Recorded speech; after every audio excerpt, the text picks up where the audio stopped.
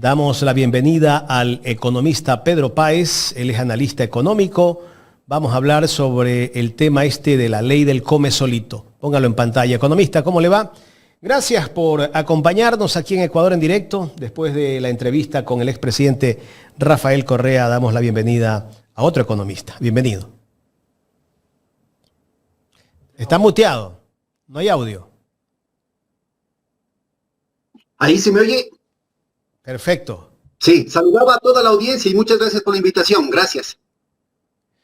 Economista, bueno, después de todo lo que ha pasado en este país, ya casi que 10 días, 11 días, 12 días, ando medio perdido con el tiempo, después de la elección presidencial, una elección que está cuestionada porque se habla de un presunto fraude. Veo que el Consejo Nacional Electoral no acepta la revisión de las actas. Esto preocupa a todos los ecuatorianos, por lo menos a la gente que votó por el progresismo, preocupa porque no hay posibilidad de que revisen. O sea, si hay algo que no está bien hecho, revísalo. ¿Cuál es la preocupación? Pero bueno, ¿qué lectura darle a todo lo que está viviendo el país en este momento, economista? Empecemos por ahí. Bueno, a mí me parece que es transparente cada vez más el que los aspectos políticos y los aspectos económicos están totalmente entrelazados en el marco de una agenda geopolítica. Aquí hay disposiciones directas de Washington y de otras potencias, Gran Bretaña, Israel, y fuerzas vinculadas, incluso dentro de esos países, vinculados a la extrema derecha. Este es un proyecto que no va a permitir que la voluntad popular se exprese, y el tema del fraude, desde el cual yo tengo profundas sospechas, sólidamente estructuradas desde las matemáticas, desde las estadísticas. Hay varios métodos, no uno solo. Hay varios estudiosos, tanto de aquí como a nivel internacional, que ubican que es súper sospechosa la cosa. Es decir, de cada nuevo voto que tienen los dos candidatos principales, de los votos que no tuvieron la primera vuelta, 200 van por Noboa y uno por cada uno que va a Luis.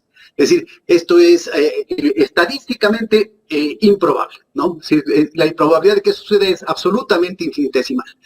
Pero esto de aquí tiene que entenderse en el marco de todas las políticas que se están implementando para convertirle en un centro de blanqueo. Ya lo están haciendo, pero necesitan romper la moral, romper la reserva moral de la sociedad para que nadie levante cabeza. Y esto, como decías, Jaime, tiene que ver con la ley del come solito. Aquí, al que le toque, porque el que parte y reparte se lleva la mejor parte, al que le toque la repartición dentro del bloque de poder que se constituyó tras la traición de Moreno, ese se va a llevar pues la parte de León. Y los demás grupos oligárquicos que van a quedar afectados, les va a tocar chuparse el dedo. Y esto es lo que pasó ya con Lazo. Recuérdese que esas filtraciones, ¿no es cierto?, tuvieron su eco, esas filtraciones de la Posta, que ya tiene, digamos, una particular fuente de información, ellos mismos dijeron, la inteligencia británica y la americana y la gringa, tuvo su eco en ciertos medios de comunicación vinculados a los bancos que justamente estaban disputando parte del banquete. Entonces, lo que se viene inmediatamente son las privatizaciones, empezando por la del IES, pasando por lo de los petróleos. Van a continuar con la barbaridad que hicieron con Sacha. Probablemente aparezca otra empresa que viene de una negociación con Trump, que es lo que vamos a conversar ahorita.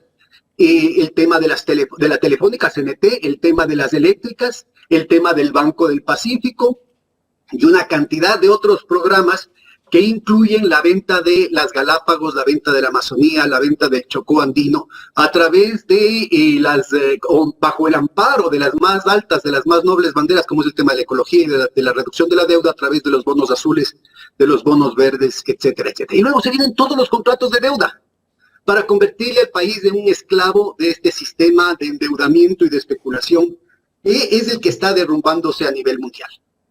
Correcto.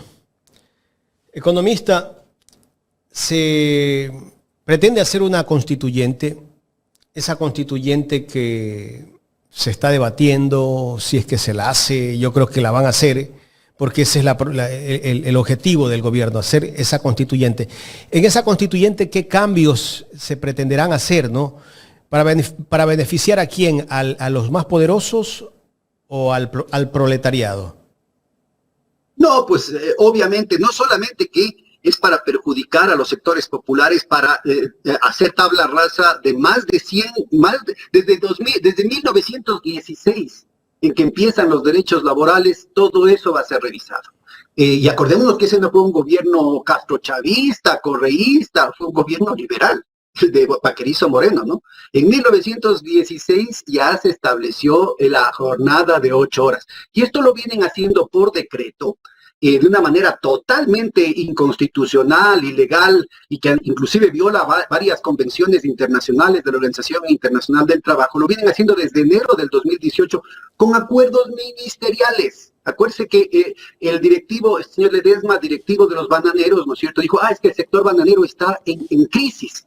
Y entonces vamos a hacer todo tipo de perforaciones al Código de Trabajo, y después le dijeron, pero es que también estamos los camaroneros, es que también estamos los panicultores, y después dijeron, pero todo el sistema, todo el sector de comercio y de servicios, la cuestión de hotelería también está en crisis. Y los circos siguieron ampliando estos mecanismos para precarizar a la fuerza de trabajo. El resultado de eso es que inclusive el Banco Mundial está alarmado de los niveles de deterioro social que se han dado tan aceleradamente en el país.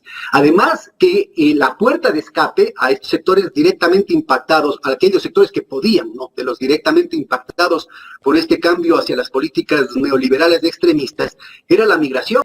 Una apuesta de vida realmente, una apuesta en la que se jugaban el cuello y el cuello de sus hijos, y que ahora está siendo cerrada por las políticas migratorias de Trump. Entonces, cuando hablamos de que el desempleo ha aumentado en un país que no puede darse el lujo de tener desempleo, cuando hablamos que la precarización ha aumentado en un país en el que ya no hay alternativas, cuando hablamos de que buena parte, por ejemplo, el sector bananero al que hacía referencia, con datos de cuenta se puede ver claramente que están pagando por debajo del salario mínimo vital. El promedio del salario aquí en el Ecuador está por debajo del salario mínimo vital en general. En lugar de $470 salen poco más de 400, que han sido deteriorados por la inflación además, más aún con el tema del IVA que ya vamos a conversar. Pero en el caso del sector bananero, que ha tenido buenos años en los últimos tiempos, resulta ser que los que menos se benefician de esa mejora en los precios internacionales y en la demanda internacional son precisamente los trabajadores. Entonces, clarito está que todo está dirigido para atropellar esos derechos. Todo está dirigido para quitar cualquier tipo de amparo legal que habían para el sector. Pero también van a avanzar en el otro tema, que es fundamental, que lo están haciendo. Estuvo de la Torre, estuvieron otros connotados economistas, ¿no es cierto?, de los gurús de la economía, desde hace largo tiempo viendo cómo le hincan el diente por parte del sistema financiero a los más de 42,000 millones de dólares, que son los fondos pensionales del Ecuador. Entonces van a romper varios pronunciamientos ciudadanos, van a romper la Constitución precisamente para llevarse eso. Y ya lo estamos viendo, es decir, esperaron que haya el fraude del 13 de abril para al día siguiente volver a insistir en el asunto de que hay que aumentar las cotizaciones del Seguro Social, hay que extender el plazo que usted tiene que trabajar para poder jubilarse y eventualmente también reducir los beneficios de la jubilación. Y así, si pudiéramos ir sector por sector, todos los sectores populares están siendo afectados, inclusive aquellos incautos que se creyeron el cuento de la feria de bonos que hizo por razones electorales Noboa con plata ajena, que además no tenía presupuestada, es decir, no hay contraparte para esos 560 millones. Estamos hablando de medio punto del PIB.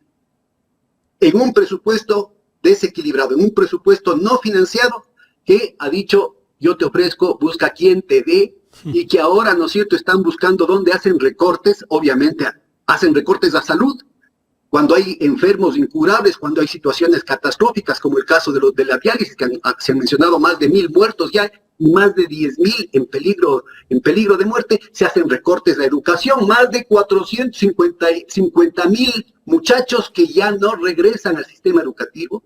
Estamos hablando del deterioro de toda la infraestructura, etcétera, etcétera. Entonces, ¿de dónde sale la plata de los bonos, economista? ¿De dónde sale la plata? No tiene de dónde. Entonces tienen que hacer un hueco aquí para tapar ese otro hueco. Y como la oferta regalona va a seguir. Entonces, al final, ¿no es cierto?, van a justificar las privatizaciones, es decir, la venta del patrimonio nacional para con eso hacer campaña para la constituyente. Entonces, si ustedes se dan cuenta, todo esto es exactamente articulado con lo que ordena el Fondo Monetario Internacional. O sea, este año van a seguir en campaña. Si optan por el tema de la constituyente, tienen que seguir en campaña. Y recuérdese que en una entrevista que hacen al día siguiente de la primera vuelta, los gurús de la economía, los más estrictos e intolerantes, los más intransigentes, como son Mauricio Pozo, Walter Spurrier y otros, seguramente lo dijeron en privado, pero ellos tuvieron el candor de decirlo públicamente, que sigan nomás con el derroche, que vamos a hablar de la austeridad fiscal al día siguiente de las elecciones. Pues ahora tendrán que decir que sigan nomás con el derroche y vamos a empezar con la técnica económica, con la supuesta seriedad y responsabilidad en las finanzas públicas al día siguiente que nos hayan permitido destruir al país. Qué terrible, ¿no? O sea, mientras esté en campaña hay que darle el visto bueno al señor presidente para que siga haciendo lo que quiere. Sí, ¿no? por favor revisen. Fue en Radio Democracia, los entrevistaba Miguel Rivadeneira, fue en las horas de la mañana, creo, que yo lo vi por la tarde en el YouTube, y lo dijeron. En primer lugar, ordenaron, tienen que darles más con el tema de la desdolarización, y lo hicieron. Y tienen que arrasar con la cuestión de los bonos, y lo hicieron. ¿Y hasta dónde? Así que eso está clarísimo. Los principios, fíjense, los principios, la técnica, ellos que quieren ponerse en un plano de superioridad moral, hablando de que la austeridad fiscal, las políticas de ajuste del Fondo Monetario Internacional son lo serio, lo responsable, lo virtuoso, que todo lo demás es demagogia, irresponsabilidad, populismo, etcétera, etcétera, dicen así, con esa crudeza, destruyen nomás el país, que después de que ganamos, ahí vamos a ver. Y entonces, ¿qué quiere decir ganar? Continuar con esta agenda extremista. Esto no lo hizo Pinochet en Chile, esto no lo hizo Videla en Argentina, esto no lo hicieron ninguno de los dictadores sangrientos del Cono Sur, esto no lo hizo Thatcher en Inglaterra, esto no lo hizo Reagan en los Estados Unidos.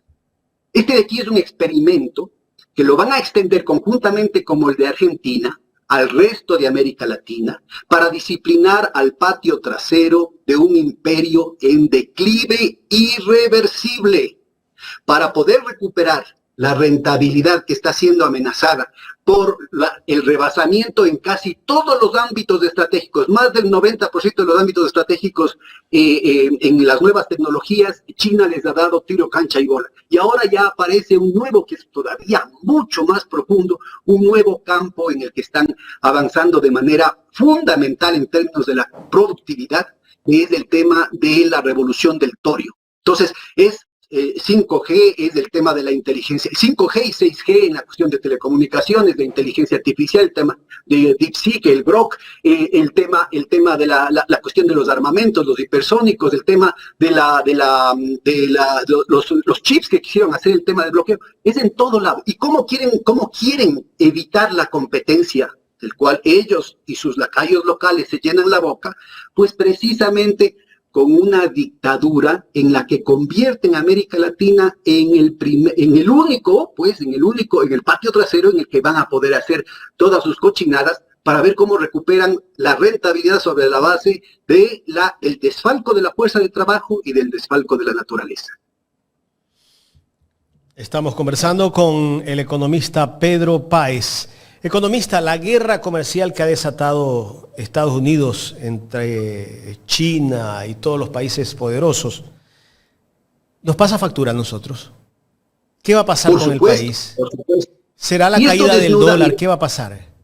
Exactamente. Jaime, ahí estás poniendo el dedo en la llaga, porque esto desnuda clarísimo cuáles son los verdaderos beneficiarios de la desdolarización. Se quiso utilizar de manera totalmente irresponsable y oportunista el tema de la desdolarización, y fue una lástima que la academia no se pronuncie al respecto, porque salían con unas sopetadas así, pero... Tienen miedo. Pero no, está más importante que eso, espérate. No solamente que tienen miedo, sino que además, para que se vea que el fraude es mucho más profundo que la mera mecánica electoral.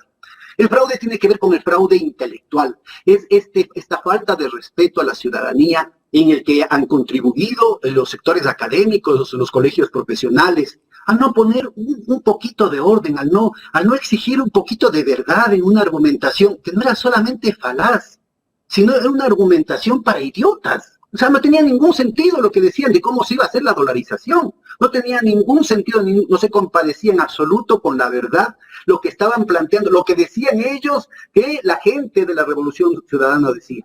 Lo que decía Diego Borja, por ejemplo, en un estudio de hace 25 años, no tenía nada que ver con lo que ellos planteaban. Para poner un ejemplo, solamente para ligarlo directamente al tema de la guerra arancelaria. Y cuando hablan de los ecuadólares quiere decir los dólares que se emiten aquí en el Ecuador, y lo plantean como una gran barbaridad. Pues resulta ser que los billetes y las monedas que circulan en el país representan más o menos el 20% del Producto Interno Bruto, del tamaño de la economía. Unos 20.000 millones de dólares, entre los cuales ya se cuentan las monedas menores, inferiores a $1, que emite el Ecuador, y que hay un gran signo de interrogación respecto a la legalidad de esa situación. Pero entre todo y eso, con la autorización que puedan haber dado los Estados Unidos y toda esa cuestión, porque aquí no se hace nada sin la venia de los gringos, ¿Cuánto circula en esas monedas? 20.000 millones de dólares, es el 20% del PIB en números redondos. Hablamos de las monedas de 50 centavos para abajo. No, de las monedas de 50 centavos es una fracción mucho, mucho menor. No será ni el 4 o 5%, ni menos que eso. Pero el punto más importante es que los verdaderos ecuadólares son las emisiones de dólares que hacen en el Ecuador los bancos privados. Y eso representa el 68 al 70%, 68.000 millones de dólares, al 70%, 68% del Producto Interno Bruto. ¿Y esa supuesta moneda cómo sale? ¿En digital o en papel? Eso. Los bancos, por favor, esto lastimosamente nos mienten los economistas, y lastimosamente ellos también son engañados, están capturados por una mentira en la que están los textos de economía. Cualquier persona que haya trabajado en el Banco Central sabe que esto no es cierto. Cualquier otra persona que haya trabajado en un banco privado sabe que esto no es cierto. Y es una especie de omertá, ese compromiso tácito que tienen los mafiosos, ¿no? De no decir la verdad, de ser esta complicidad de cuerpo que tienen, ¿no? Porque si no le darán a uno un tiro, pero declaran la muerte civil, porque simplemente no lo vuelven a considerar. Aparece como alguien invisibilizado el rato que dicen, los bancos privados hacen permanentemente lo que se conoce como una emisión secundaria de dinero. Es decir, de la nada, no es que primero recogen el ahorro y luego lo prestan, sino que primero hacen el préstamo y luego, ¿no es cierto? El rato que, Jaime, tú vas a hacer un préstamo en un banco, te dicen, ya está, le aprueban, en el mejor de los casos, si te aprueban el crédito con unas tasas de interés altísimas, obviamente, y con unas comisiones siderales, te dicen, ya está en su cuenta. Pero vos nunca ves esa plata. Entonces, ¿qué es lo que hacen los bancos? Con esa plata, ¿no es cierto? Tú giras o haces transferencias, lo que sea, y eso pasa a otros bancos y estos bancos a otros bancos, y luego los bancos diariamente cruzan lo que tienen que pagar con lo que tienen que pagar. Pero no existe la moneda. Pero no hay moneda de respaldo. Por eso es que en la película clásica, probablemente muchos de los jóvenes no han visto, pero deberían hacerlo, de Mary Poppins, ¿no? Uno de los guaguas va donde el banquero y le quería quitar un penny que tenía así, pero como fetiche el chiquito, y entonces empiezan a pujar por ese penny y enseguida se crea un pánico bancario, porque dicen, bueno, el momento en que todo el mundo venga a pedir lo que supuestamente está en la contabilidad y ahora es en las computadoras, lo que supuestamente tiene usted en sus cuentas, simplemente no tienen los bancos. Por eso es un tema tan delicado. Pero es un tema que tiene que estudiarse, si en este momento tiene que debatirse científicamente, Jaime. Si en este momento toda la gente que tiene su dinero en los bancos y ahí registra una cantidad de dinero, ¿no? Va a retirar ese dinero, no existe, no hay el dinero, quebrarían los bancos. Exactamente. ¿Qué es lo que pasó en el 99? Y por eso es tan importante el tema de los créditos vinculados. Porque el momento es que se hizo esa reforma en el 1994 con la Ley General de Instituciones del Sistema Financiero, y el momento en que lo recupera se las recupera en el gobierno de Moreno en agosto del 2018 con la mal llamada Ley de Fomento Productivo, que de productivo no tenía nada, era fomentar la especulación y el blanqueo de capitales. Perdón, economista. Bernarda me dice que repita la película, sí. Me dice Bernarda, que repita la película. Pero por favor, Mary Poppins, además tienen que aprender a decir supercalifragilístico espiralidoso y cantando.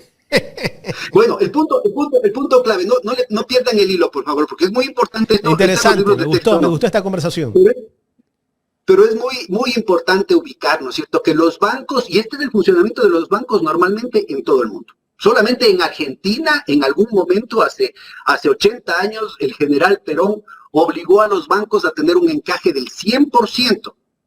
Es decir, que el banco tenía que tener un respaldo un peso por cada peso que estaba registrado en los depósitos de sus ahorristas, ¿sí? Y los créditos se hacían sobre la base de líneas de descuento que daba el Banco Central Argentino, ¿sí? Entonces yo creo que es muy importante ubicar que, por ejemplo, el momento en que se dan los créditos vinculados, lo que se está haciendo, ¿no es cierto?, es utilizando ese dinero creado ex nihilo, se dice en latín, ¿no?, creado de la nada, para beneficiar, que supuestamente debería respaldar los ahorros de los depositantes, para prestar a los dueños de los bancos. Por eso es que quedaron con la plata de los ecuatorianos, ¿no es cierto? Quedaron multimillonarios construyéndose castillos, propietarios de islas en Miami, pero también en España, pero también en Andorra y ahora también en Albania. Entonces, ¿cuál es el chiste? Atentos, porque esta denuncia lo hicimos aquí mismo y hasta ahora no se aclara. Primicias dijo en enero del 2023 que habían destinado 1.500 millones de dólares de los recursos del banco del BIES, para comprar cartera de los bancos. Es decir, el banco simplemente, sin ningún respaldo, le pone como una acreditación en la cuenta de uno de los dueños del banco, que podría ser un amigo del difunto señor Cherres, por ejemplo, la plata de un préstamo. Y después le vende al BIES para que el que le cobre el préstamo, no aquí, sino en Andorra o en Albania, tiene que ser el BIES. ¿Cree usted que va a cobrar esa deuda? Y quién sabe si fueron los 1.500 millones o fue más. Acuérdense que en ese momento, ¿sí te acuerdas, Jaime, que en ese momento decían, ¿cómo puede ser tan irresponsable de decir que se toque la Reserva Internacional? Había un problema de recesión que ahora se ha convertido ya en depresión. Y había que reactivar la economía para evitar la destrucción del tejido productivo, para proteger los empleos, para proteger la propia dinámica, inclusive de las grandes empresas. Pero se dijo que eso era pecado mortal porque se iba a reventar la dolarización. Estaba en más de 9.000 millones de dólares y en menos de medio año se gastaron más de 4.500, incluyendo... Eso fue en el gobierno de Lazo, ¿no? Eso fue en el gobierno de Lazo, pero se incluyó, por favor, atentos, se incluyó las recaudaciones tributarias del Estado, se incluyó las ventas petroleras del Estado como un colateral. Así en una metáfora, la cuestión técnica es un poquito más complicada, pero en términos intuitivos es como una garantía para que la banca privada facilite la fuga de capitales. Atentos, la dolarización, como su nombre lo indica, funciona con dólares. Y el propio Fondo Monetario Internacional reconoce en la carta de intención que hay más de la mitad del Producto Interno Bruto del Ecuador en depósitos netos, o sea, quitando a los depósitos de los ecuatorianos en el exterior, le restan los préstamos que han tomado esos ecuatorianos del exterior y el neto que tienen los ecuatorianos, que además es un puñado de oligarcas, tienen el 54% de la economía del país en el exterior. Es decir, todos esos dólares se van. Y cuando se van, no hay para la circulación interna, no hay para pagar los sueldos, no hay para pagar los préstamos, no hay para comprar la comidita, no hay para aguantar a que se complete el mes. ¿Y no cómo sale ese dinero, economista? No hay para pagar al proveedor, no hay para expandir los negocios, no hay quien compre en los negocios. Por eso quiebran los negocios, no es un tema casual. Economista, ¿cómo sale ese dinero? Se me congeló ahí. No sé si perdimos la señal. Bueno, esperemos a ver si se vuelve a conectar el economista Pedro Páez. Interesante conversación. Hay tantas cosas que hablar de economía. Yo no soy experto en economía, medio entiendo la economía. Yo quería preguntarle al economista, ¿por qué se dio el descalabro de la banca en el año 1999, 98 también? Yo creería que empezó este tema del tambaleo de los bancos fue desde la quiebra del Banco Continental, me parece. Ahí empezó. Después vino una ley que se creó. Me acuerdo que esa ley la propuso Jaime Nebot, en ese tiempo era diputado por el Partido Social Cristiano, el impuesto a la circulación de divisas o capitales, que era el 1% o 1 por 1000 que se pagaba. Si usted iba a depositar su billetito, que se lo había ganado trabajando, resulta que el banco de entrada le descontaba el 1%. Y creo que también cuando iba a retirar, le descontaban el 1%. Entonces la gente ya no quería tener el billete en el banco, porque toda transacción que hacías con el banco se te quedaba con un porcentaje, pues. Y como eso ocurrió, la población, ¿qué hizo? Sacó la plata del banco, la tenía guardada debajo del colchón, hacía cualquier cosa, hacía un hueco en la tierra y ahí la guardaba, ¿no? O en algún lugar de la casa la metía. Comenzó el tambaleo de todos los bancos en ese entonces. Todo lo que se dio, bueno, ya los bancos andaban mal, me imagino, habían préstamos vinculados, no tenían cómo responder cuando la gente comenzó a retirar los ahorros que tenían, y ahí comenzó el descalabro, ¿no? Ahí comenzó el banco, el Filambanco, ¿no? Que era uno de los bancos que tenía más préstamos vinculados. Luego vino el Banco del Progreso, me parece, un banco que la gente decía, ese banco no va a quebrar porque tenía grandes edificios. Uno de esos edificios es el que está en la avenida Francisco de Orellana, donde queda el gobierno zonal o el gobierno del litoral. Bueno, en fin, todas esas cosas se dieron. Comenzó el descalabro de todo el sistema financiero o el sistema bancario de ese entonces. Y allí se dio la estampida, pues la gente comenzó a salir del país. Tantos ecuatorianos. ¿Quién no tiene familiares en el exterior producto de lo que se dio, el saqueo bancario de ese entonces? Entró el gobierno de Yamil Mahuac, puso de superministro de Economía, no sé si la gente se acuerde, ¿no? Al expresidente Guillermo Lasso, ahí no era presidente todavía, ¿no? A Guillermo Lasso Mendoza. Le dieron un rango superior a todos los ministros. Superministro de Economía. ¿Se pueden imaginar ustedes?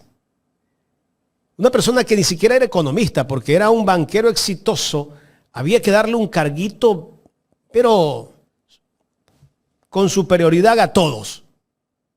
Superministro de Economía. Los medios de comunicación aplaudieron todo eso. Toda la desgracia que se vino después, ¿no?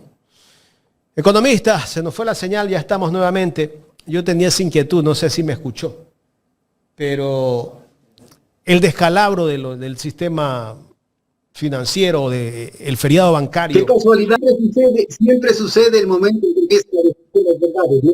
Sí. Antes déjeme pedirle a la gente que está conectada que ponga los likes a la transmisión. Suscríbase al canal también, ¿eh? Toque la campanita y haga un super chat. Y si no tiene el chance para hacer un super chat, hay una cuenta de ahorros.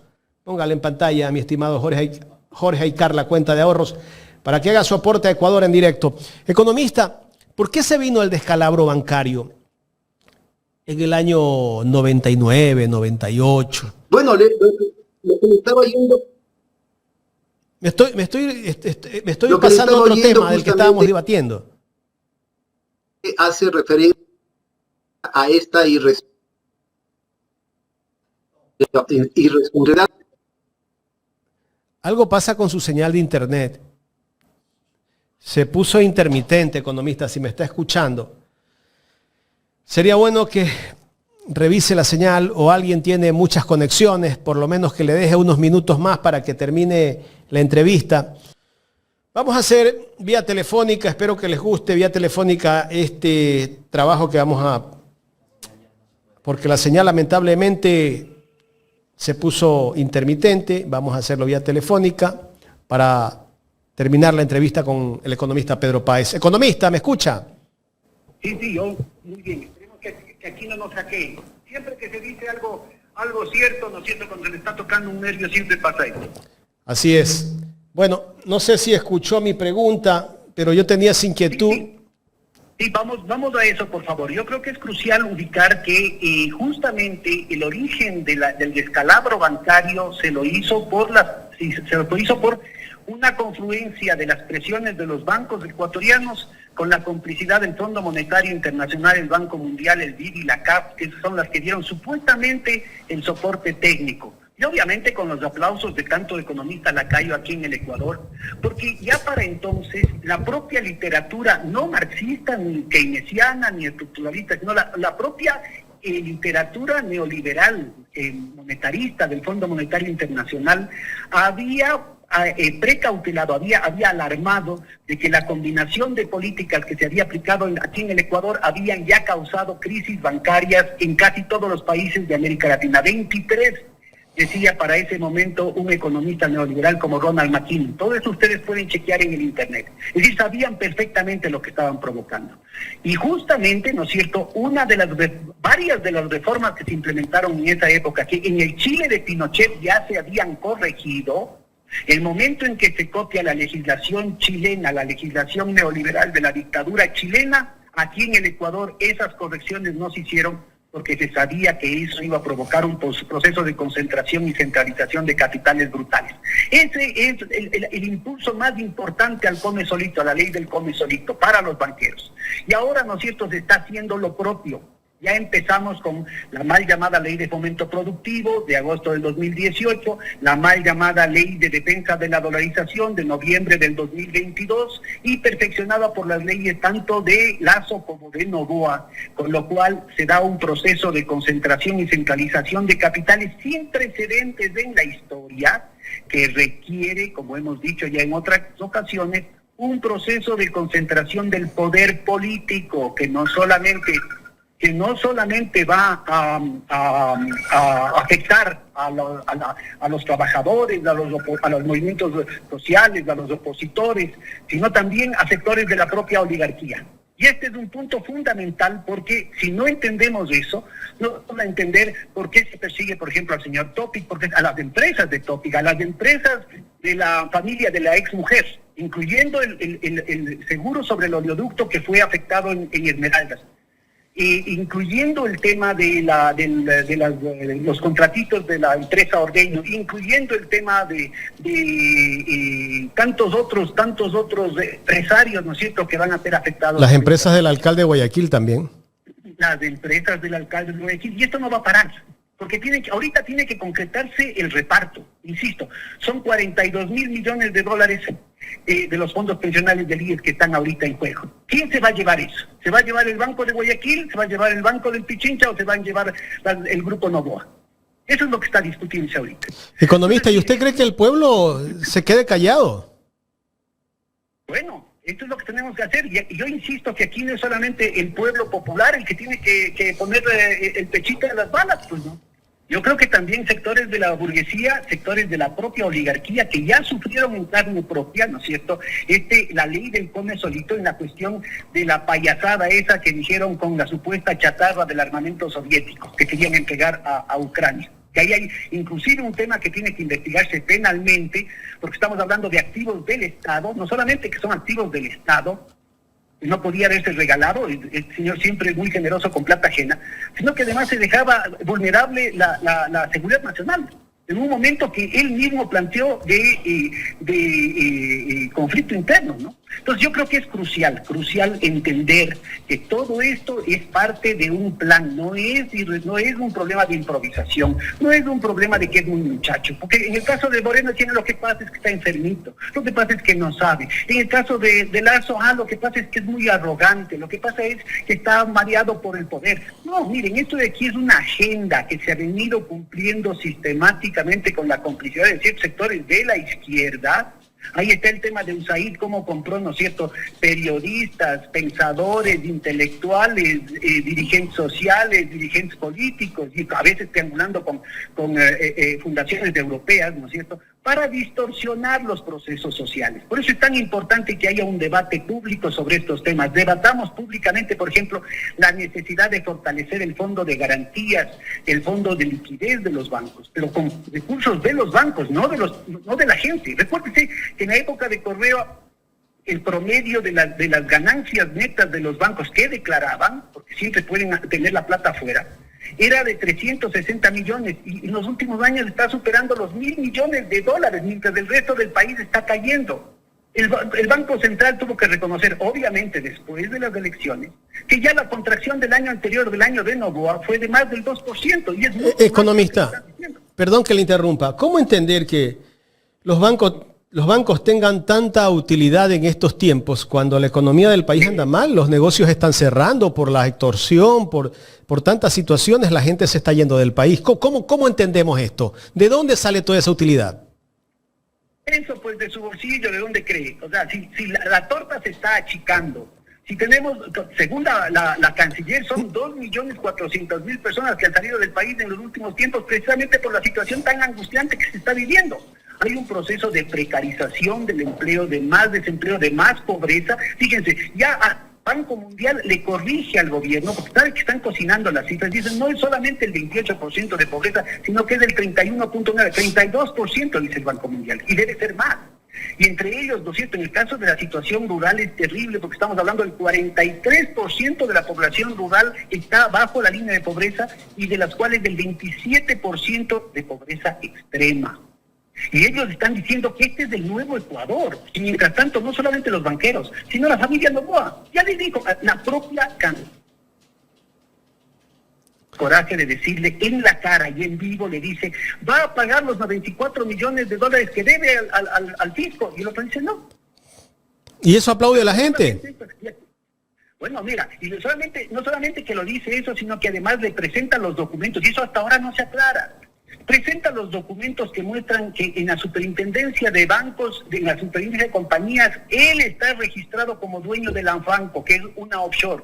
Ya de por sí eso es gravísimo, porque no podría ser presidente y no podría ser candidato, porque ha habido pronunciamientos contundentes del pueblo ecuatoriano para prohibir esas situaciones por la lesión gravísima a la soberanía del país que significa. Pero además de eso le dice, y Lanfranco es dueña de Noboa Trading. Y eso tampoco se aclara. Y el otro tiene el descaro de decir, no soy yo, sino mi familia. Lo cual no solamente que es mentira, sino que reconoce que es parte del grupo Noboa, pero es la empresa que ha sido capturada, trincada en varias ocasiones en envíos de cocaína a Europa. ¿Por qué no se aclara eso, por favor? Tiene que aclararse esas cosas, porque todo lo que estamos viviendo se está dando en el contexto de un avance sin precedentes en ninguna parte del mundo, porque en Colombia, en México, en Perú, ha tomado 60, 70 años, de aquí ha tomado 6, 7 años el avance del narco, no solamente territorial, sino en las instituciones, las altas esferas de los negocios, las altas esferas de los bancos, las altas esferas de las Fuerzas Armadas y de la policía, como dijo hasta un embajador de los Estados Unidos, las altas esferas de la política. ¿Qué le espera al país, economista? Eso. Entonces, mira, vamos a la pregunta de la guerra arancelaria. Se viene inmediatamente la desesperación de la hegemonía en declive de los Estados Unidos, obliga a que haya un Trump, pero que igual hubiera pasado con una dorada de la píldora con los demócratas y lo que sea. Suben, por ejemplo, los aranceles para el caso de Ecuador, Colombia y Perú, pero el 10% pueden tranquilamente Colombia y Perú devaluar. Y mantienen el precio al consumidor final en los Estados Unidos que estaba antes de la locura de Trump. El Ecuador no. Entonces, ¿a quién le conviene? ¿A quién le conviene la desdolarización? ¿Por qué están haciendo toda esta situación de zafarrancho, de el último que sale que apague la luz? Precisamente a los banqueros y a los agroexportadores, que son los que han estado ganando de las devaluaciones durante toda la historia republicana, por favor. Aquí, ¿cuál es el interés de un Diego Borja, de un Rafael Correa para que haya devaluaciones? ¿Acaso que ellos tienen offshore? ¿Acaso que ellos tienen bancos? ¿Acaso que ellos son los exportadores? Entonces, a ver, la situación... ¿Y cuál es el negocio, economista, perdón que le interrumpa, cuál es el negocio para ellos desdolarizar? Ellos venden en dólares, traen acá en los dólares, compran sucre, si es el sucre, que regresamos a la moneda del sucre, y paga, con esa moneda le pagan a sus trabajadores. Pero más despacito. Ellos venden en dólares, ¿sí? Se quedan con buena parte de esos dólares en el extranjero, como está sucediendo ahorita. En paraísos fiscales. 54 mil millones de dólares, no son paraísos, sino guaridas fiscales, con su nombre. Las offshore y los bancos offshore que han aparecido, por ejemplo, el que tenía el señor Lazo, ¿no es cierto?, y que tienen los otros bancos, son guaridas fiscales. Esas son las guaridas fiscales absolutamente indispensables para los operativos de lavado de dinero.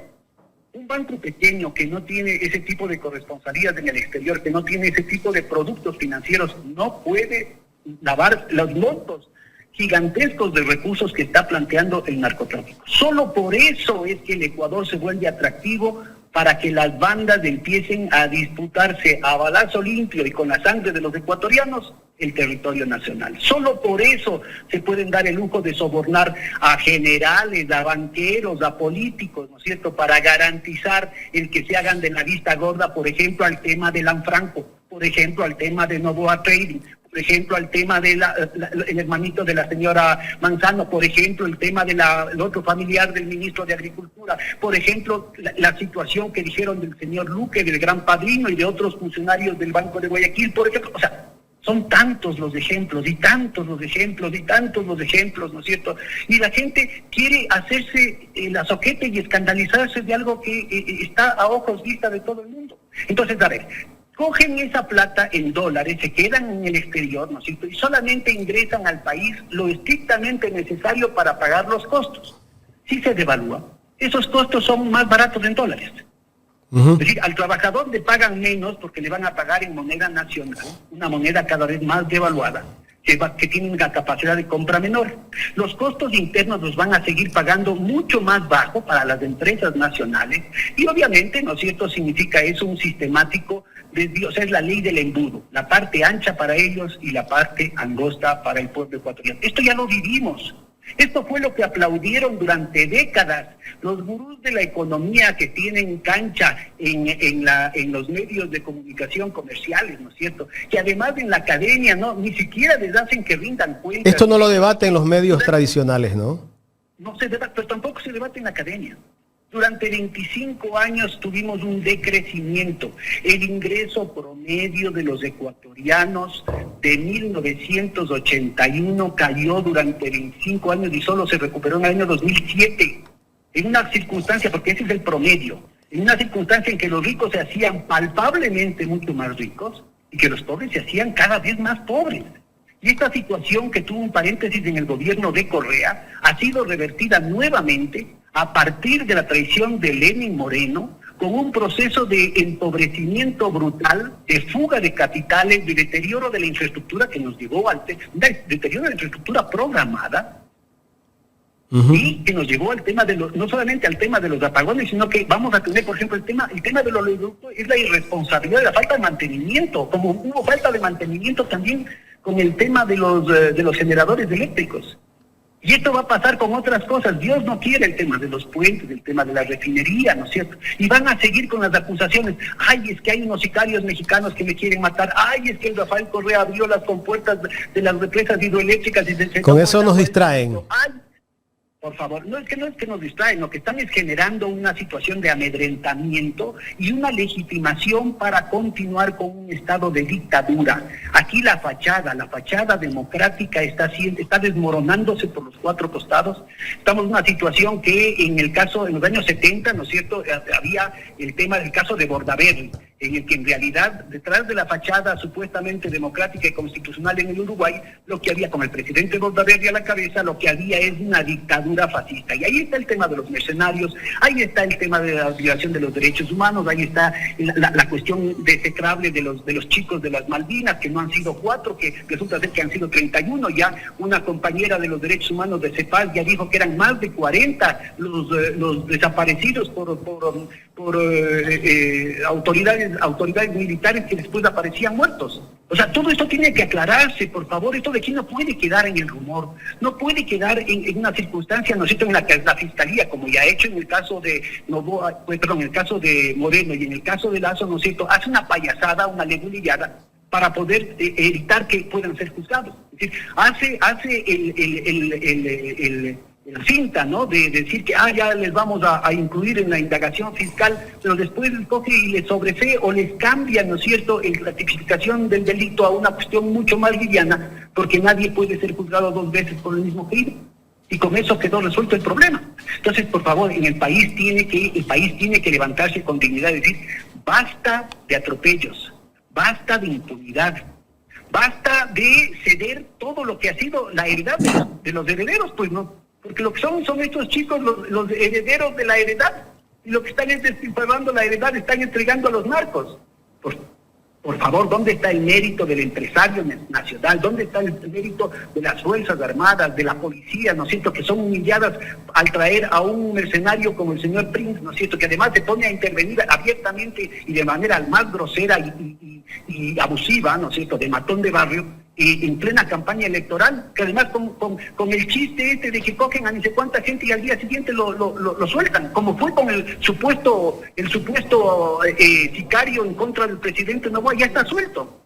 Y probablemente habría que averiguar si no está suelto también el teniente Cáceres, porque insisto, nada de lo que está pasando es casual. Todo está sistemáticamente articulado por una agenda específica de penetración del Estado profundo en el Ecuador por sectores fascistas, con una poderosa intervención de fuerzas extranjeras. Acuérdense, por favor, de los 2 ciudadanos israelíes que formaban parte de la cápsula de seguridad del vicepresidente de entonces, Otto Sonnenholzer, que vivían además en su mismo edificio y que fueron denunciados por su propia amiga Paula Romo, de que estaban en los negociados de la salud, de los negociados de los hospitales, en plena crisis sanitaria del país, decenas de miles de muertes que pudieron haberse evitado, porque ese manejo, ¿no es cierto?, irresponsable y corrupto, ¿no es cierto?, estaba generando dificultades en el país. Y uno de ellos, ¿no es cierto?, fue asesinado en la cárcel. Ahora ya está con el Estatuto de las Fuerzas, SOFA, que firmó Noboa. Todos estos agentes internacionales, estos mercenarios, estos funanos del Mossad, de la CIA, del FBI, del MI6, de cualquiera de estas fuentes de matones profesionales, ¿no es cierto?, son totalmente impunes. Ellos y sus contratistas, incluyendo los bancos.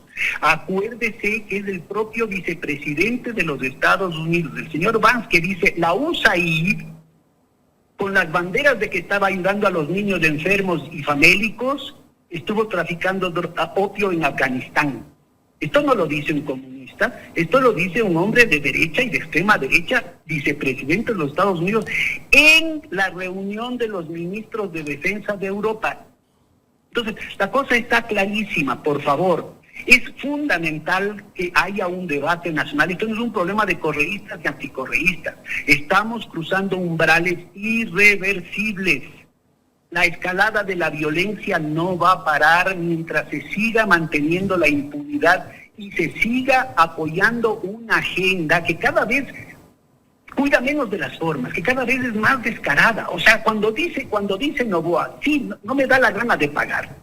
Y al mismo tiempo ya dicen que van a subir el IVA, es decir, los 94 millones que él no le da la gana de pagar, los 150 millones que su familia no le da la gana de pagar, los 2.300 millones que ellos y sus amigos no les da la gana de pagar, los va a pagar usted, porque van a subir el IVA al 18%. Y esto obviamente se dijo a partir economista. del fraude electoral. Finalmente, el Fondo Monetario Internacional estaba leyendo que está recomendando disminuir subsidios a todos los países del mundo.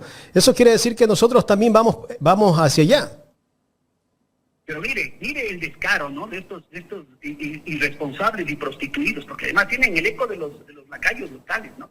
Mientras los Estados Unidos aumentan los subsidios entre Trump y luego el trumpismo sin Trump, que era Biden, y ahora en la segunda administración de Trump, están inyectando una cantidad, millones de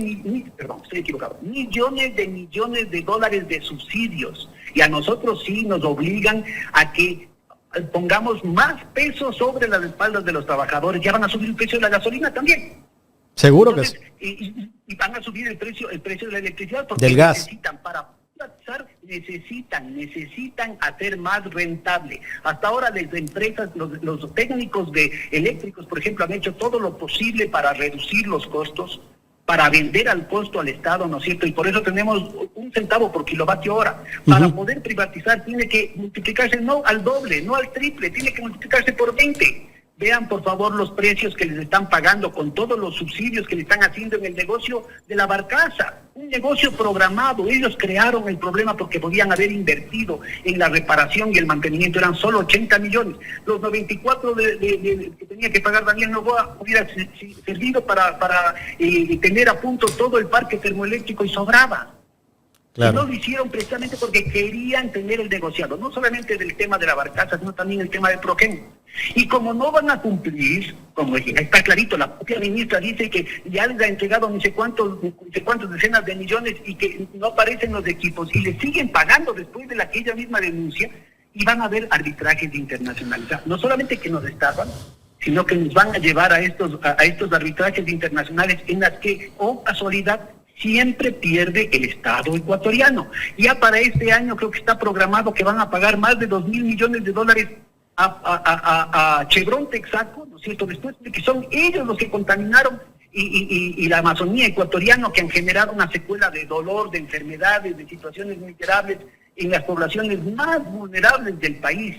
Y que lo han hecho además con tecnologías que la propia Texaco había prohibido en ese entonces en otras partes del mundo. Pero aquí, como se trataba de indígenas, como se trataba de la periferia, como se trataba de un país corrupto hace 40, 60 años, ¿no es cierto? Esto de aquí quedó totalmente impune. Entonces, la situación es gravísima e insostenible si se continúa por este derrotero.